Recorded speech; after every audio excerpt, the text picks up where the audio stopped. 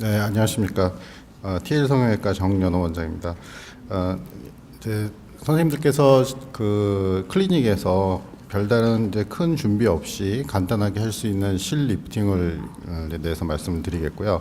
요즘은 리프팅이 이제 이전에는 나이가 들어 보이는 얼굴의 리프팅에서 최근 들어서는 이제 V라인을 만들기 위한 리프팅이 많이 시행이 되고 있어서 실제 리프팅이나 그 동안 시술을 받는 환자들이 연령대가 많이 낮아진 것이 사실입니다.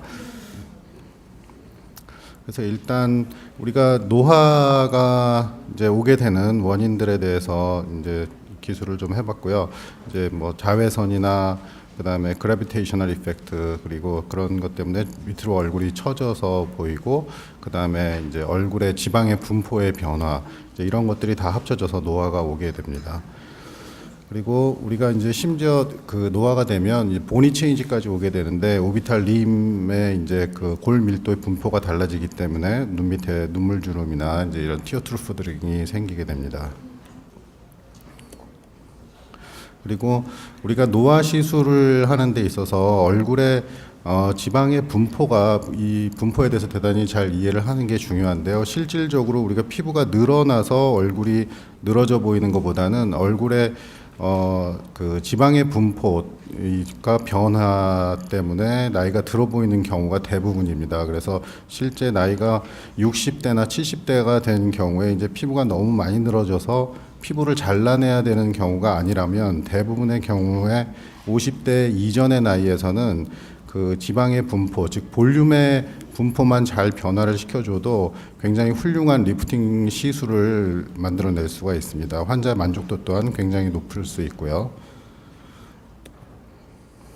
지금 여기서 보시는 바와 같이 피부 밑에 눈 밑에 지방 분포, 그 다음에 말라 에리어의 지방 분포, 그 다음에 코 옆에, 그 다음에 라테랄 칙 쪽에 지방 분포가 있고요. 그 다음에 가운데 파랗게 표시된 부분이 이 부칼 팻패드인데 부칼 팻패드는 실질적으로 그 피하 지방의 그 지지 구조 역할을 해줍니다. 그래서 나이가 들면 볼살이 꺼지면서 나이가 들어 보이는 게 제일 처음 오게 되는데 거기서 제일 중요한 역할을 하게 되는 게 바로 부칼 팻패드입니다. 그리고 얼굴에서 이제 지지 구조물들이 있는데 이런 리가멘트들이 광대뼈에 있는 그 리가멘트, 자이고마틱 리가멘트가 있고, 그 다음에 이 턱 끝에 있는 그 맨디블라 리가멘트가 있고, 이런 그 트로 리가멘트들이 존재하고 있고, 그 다음에 이제 그 마세터 머슬 주변으로 이제 폴스 리가멘트들, 리가멘트 형식으로 피부를 잡아주는 지지 구조 역할을 하는 구조물들이 있습니다. 그래서 옆에서 그림에서 보시는 바와 같이 우리가 지지 구조물들이 4개가 잡아주고 있고 나머지 피부들은 늘어지면 늘어진 대로 이렇게 자연스럽게 탄력을 유지하고 있기 때문에 탄력이 떨어지게 되면 이 지지 구조물들을 기점으로 해서 늘어지는 얼굴 형상을 갖게 됩니다. 그래서 여기서 보시는 바와 같이 나이가 들면 우리가 제일 먼저 나타나는 게 이 말라 디프레션이 생기고 아까 말씀드린 리가멘트들이 광대뼈 주변하고 그 다음에 턱 주변 그 다음에 그 팔자주름 주변에 지지구조물들을 제외한 나머지 부분들이 늘어지면서 전형적인 얼굴이 늘어진 형상을 갖게 됩니다. 아까는 말씀드린 것처럼 우리가 60대, 70대의 나이가 돼서 피부가 완전히 늘어지는 이런 정도의 수준이 되기 전까지는 대부분 간단한 그 리프팅보다는 간단한 타이트닝의 원리만 알고 계셔도 굉장히 많이 동안으로 그 개선시킬 수 있는 여지가 많이 있습니다. 이거는 이제 말라 디프레션이 볼륨만 주는 것만으로도 팔자주름과 이 말라 디프레션이 해결이 되면서 좋아 보일 수 있다는 걸 보여주는 사진이고요. 이건 이제 스마스층을 우리가 이제 리프팅할 때 가장 중요하게 생각하는 부분이 스마스층인데 스마스층을 해부학적으로 보여주는 사진입니다. 이게 이제 그 여러 이제 인종별로도 얼굴의 형이 이제 이전에는 많이 그 미인의 기준이 달랐는데 지금은 뭐 백인이나 동양인이나 미인의 기준은 이제 달걀형 어느 인종이나 거의 비슷한 형태를 이제 선호한다는 것이고요. 우리가 리프팅을 하는 데 있어서 리프팅과 타이트닝 그리고 리프팅, 실제로 피부를 잘라서 끌어올리는 리프팅과 리주비네이션 개념이 있는데, 그런 것들을 치료하기 위해서는 굉장히 많은 모달리티가 있는데, 그런 것 중에서 어떤 모달리티를 선택할지를 잘 결정하셔서 시술을 하는 게 환자의 만족도를 높일 수 있는 척도가 될 수도 있습니다. 일단 실 리프팅에 대해서 말씀을 드리면, 실은 리프팅의 개념과 리주베네이션, 즉 타이트닝의 개념, 이 두 가지를 다 가지고 있습니다. 근데 보통 클리닉에서 선생님들이 실에 대해서는 리프팅을 너무 많이 강조를 하게 되면 환자들이 큰 기대치를 갖게 되고, 그럼으로 인해서 실을 하고 나서 효과가 오래 지속되지 않는다, 거기에 대해서 이제 많이 컴플레인을 하게 되는데요. 실질적으로 실은 리프팅의 개념보다는 타이트닝의 개념을 많이 가지고 있습니다. 그래서 환자들을 클리닉에서 대하실 때 이 리프팅을 너무 많이 강조하시거나 아니면 지속 기간에 대해서 너무 강조하시는 것은 별로 바람직하지 않고요. 오히려 환자를 실망시킬 수 있고 환자와 의사 간의 그 라포를 깨트릴 수가 있다고 생각을 합니다. 그래서 충분히 그 타이트닝의 개념을 충분히 설명해 주시는 게 좋을 것 같습니다. 그래서 이제 실은 우리가 1990년대 후반부터 녹지 않는 실을 주로 이제 사용을 했는데, 최근 들어서는 녹는 실이 나오면서 녹지 않는 실은 거의 사용하지 않는 추세인 것 같습니다. 그래서 실질적으로 녹지 않는 실이 이제 뭐 지속 기간이 길다, 이렇게 이제 오해를 하고 계시는 선생님들도 꽤 많은데, 실질적으로 녹는 실과 녹지 않는 실은 지속 기간에 큰 차이가 없습니다. 그래서 그 반면에 이제 녹지 않는 실은 나중에 이제 인펙션이나 뭐 이제 피부 밑에서 이리테이션 등이 생길 때, 그런 부작용이 생길 때 제거하는 데 굉장히 어려움이 있기 때문에 저희 병원 같은 경우는 녹지 않는 실은 전혀 사용을 하지 않고 있습니다. 그래서 녹는 실은 이제 여러 가지 종류가 있는데, 최근 들어서는 이 PDO 계열의 실을 가장 많이 사용하고요. 이 PDO를 많이 사용하는 거는 뭐 장력이라든지 아니면 인펙션이 리스크가 가장 적다든지 이런 여러 가지 장점 때문에 PDO를 가장 많이 사용하고 있는 것 같습니다. 이 PDO는 주로 녹아서 없어지는데 한 6개월 정도가 소요되는 걸로 알려져 있고요. 그리고 소변으로 가수분에 의해서 배출되는 걸로 알려져 있습니다. 그래서 이제 PDO 실 중에서도 우리가 플레인 PDO라 그래서 이제 아무런 코그가 없이 아주 가느다란 실을 여러 개를 피부 밑에 집어넣어서 주로 타이트닝 효과를 위해서 사용하는 실이 있고요. 그리고 바브드 PDO라고 해서 우리가 코그가 달려 있는데, 코그의 방향에 따라서 바이더렉셔널, 유니더렉셔널, 멀티디렉셔널 이런 식으로 나눠서 주로 이제 초기에 리프팅 효과를 보기 위해서 이런 코그가 달려 있는 실을 사용하고 있습니다. 주로 이제 이거는 선생님들도 많이 클리닉에서 가장 많이 사용되는 실인데요. 플레인 PDO라고 해서 이제 코그가 없이 아주 얇은 실을 피부 밑에 한 100에서 200줄 정도를 삽입을 해서 이 타이트닝 효과를 유도하는 실입니다. 근데 이 실도 종류가 이제 계속 업그레이드가 되면서 이제 꼬아서 쓰는 실도 나오고, 그다음에 PDO하고 PDO 두 개를 또 엮어서 하는 실도 있고, 이게 모두 이 콜라겐 스티뮬레이션을 강화시켜서 이제 타이트닝을 강화한다는 그런 목적으로 사용되고 있습니다. 그래서 이제 금실이라고 해서 PDO와 금을 코팅된 실을 같이 사용하는 실도 있습니다.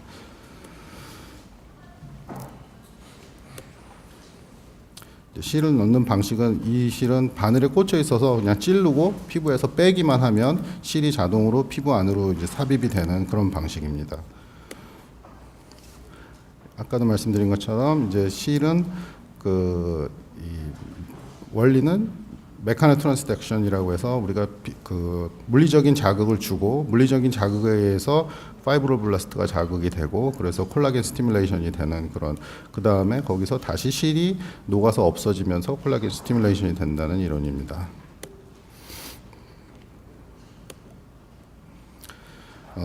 코그가 달려 있는 실은 그 바이디렉셔널 실을 가장 많이 사용하는데, 실의 양 방향에서 이제 실이 이쪽 방향 안쪽으로 모아주는 방향으로 삽입이 되면서 실이 삽입된 방향에서 가운데 방향으로 양쪽 조직을 모아줘서 이 초기의 리프팅 효과를 볼 수 있는 방식입니다.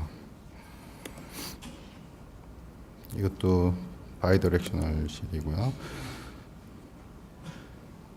이 유니디렉셔널 실을 이렇게 U 쉐입으로, 긴 실을 U 쉐입으로 만들어서 쓰는 경우도 있고요. 근데 주로 이 바이디렉셔널 실의 가장 큰 문제는 실은 이제 녹아서 없어지면서 우리가 그 피부 밑에서 일정 기간이 지나면 끊어질 경우에 마이그레이션을 할 수가 있는데, 그런 경우에는 피부 밑에서 피부를 뚫고 나오는 경우가 많이 있습니다. 근데 의사 입장에서는 뚫고 나오는 게 별게 아닌데, 사실 뚫고 나오면 그냥 뚫고 나온 자리에서 포셉으로 잡아서 빼버리면 되는데, 환자한테는 의사가 굉장히 신뢰를 잃을 수 있는 요소가 됩니다. 그래서 주로 요즘은 멀티 디렉셔널 실을 많이 사용합니다. 그래서 바이 디렉셔널은 양방향으로만 실이 있는데, 멀티 디렉셔널은 그 멀티 디렉션의 한 실에 한 3부분 정도로 되어 있기 때문에 실이 끊어지는 경우에도 각 부분에서 잡아주기 때문에 실이 마이그레이션 하는 경우가 거의 없습니다. 그래서 마이그레이션이 잘 안 되기 때문에 멀티 디렉셔널 실을 가장 많이 쓰고, 이 멀티 디렉셔널 실 중에는 엔코그라는 실을 가장 많이 사용을 하게 됩니다. 그래서 엔코그라는 실도 길이별로 6cm짜리가 있고 9cm짜리가 있어서 그 실을 부위별로 그 사이즈에 맞게 이제 여러 개 실을 준비해 놓으시고, 사이즈에 맞게 뭐 턱선이를 한다든지 아니면 팔자주름 쪽을 한다든지 그 길이에 맞춰서 사용하시면 되겠습니다.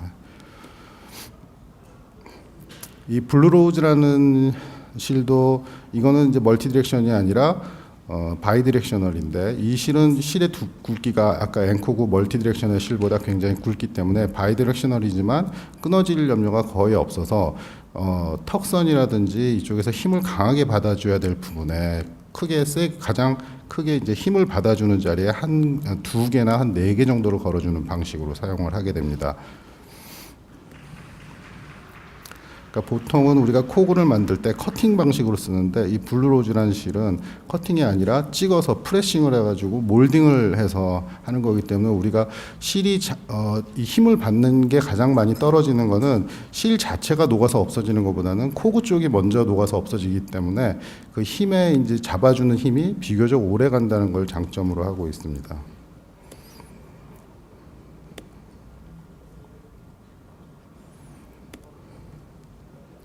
지금 이제 이게 코그가 커팅한 게 아니라 몰딩으로 한 방식이라는 거고요. 그래서 비교적 잡아주는 힘이 오래 갈 수 있다는 겁니다. 이 실은 이제 주로 아까 말씀드린 블루로즈라는 실은 여러 개를 넣지 않고 보통 2줄이나 4줄 정도를 걸어주기 때문에 가장 힘을 받는 부위에 이제 걸어서 이제 앵커링을 해줘야 됩니다. 그래서 주로 딥 템포럴 패시아, 관자놀이 부위에 딥 템포럴 패시아에 걸어서 피부 밑으로 통과시켜서 좌우를 해결해 주는데 가장 많이 사용하고요. 이걸로 가장 힘을 받아줬을 때 얼굴의 V라인이 가장 잘 살릴 수가 있습니다. 그리고 이 실을 이제 굵은 실로 이 좌울 쪽으로 걸어주고, 그 다음에 나머지 부위에 엔코그란 실로 이제 팔자주름하고 좌울에서 위쪽 방향으로 이제 개수를 늘려서 걸어주면 비교적 자연스럽게 걸 수 있고요.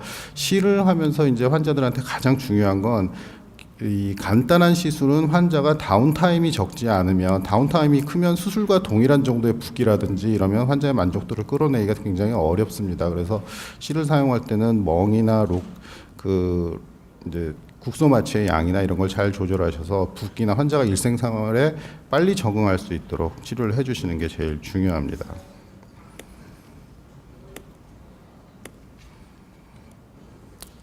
디자인은 주로 우리가 얼굴을 많이 움직이는 부위에 굵은 실이 들어가 있으면 그 피부 밑에 자극을 주거나 이제 환자가 이물감을 호소하는 경우가 굉장히 많이 있습니다. 아까도 말씀드린 것처럼 이렇게 간단한 시술은 시술하고 나서 환자가 최소한으로 불편해야지, 이 불편한 기간이 오래 가면 수술과 다를 바가 없다고 생각하기 때문에 큰 의미가 없습니다. 그래서 눈의 라터럴 쪽과 입술 끝과 이 만디블 앵글 부분을 연결한 선을 잡고요. 이 부위가 우리가 가장 입을 움직이거나 얼굴에 표정을 지을 때 많이 움직이기 때문에 이 부분을 벗어난 쪽으로 디자인을 하게 됩니다. 그래서 이 딥 템포럴 패시아에 앵커링을 해주는 포인트고요. 그리고 아까 말씀드린 것처럼 강한 실을 이쪽 수직 방향으로, 그리고 중력의 반대 방향으로 가장 세게 걸어주고요. 그리고 이쪽에 엔코그라, 아까 그 멀티 디렉셔널 엔코그란 실을 이용을 해서 이제 팔자주름 쪽이나 눈가 쪽으로 걸어주고, 그 다음에 이제 그 플레인 PDO 아까 처음에 말씀드린 아주 가느다란 실은 얼굴 전체적으로 깔아줘서 이거는 어떤 리프팅의 효과가 아니기 때문에 탄력을 주는 용도로 사용하시면 되겠습니다.